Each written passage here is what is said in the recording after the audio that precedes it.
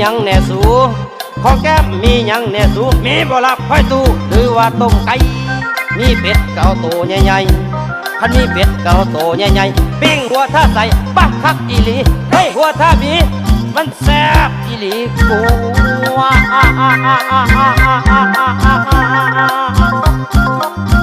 ผมจักหน่อยนะ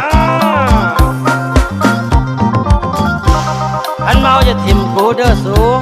คันกูเมาจะทิมกูเด้อสูอย่าทิมให้กูเป็นหมูกับหมาอย่าเห็ดคือมือผ่านมาอย่าสู้เห็ดคือมือผ่านมาเมาแล้วนี่ปะเหลือแต่หมากับกูตื่นมาบ่เห็นหมูเหลือแต่กูกับหมา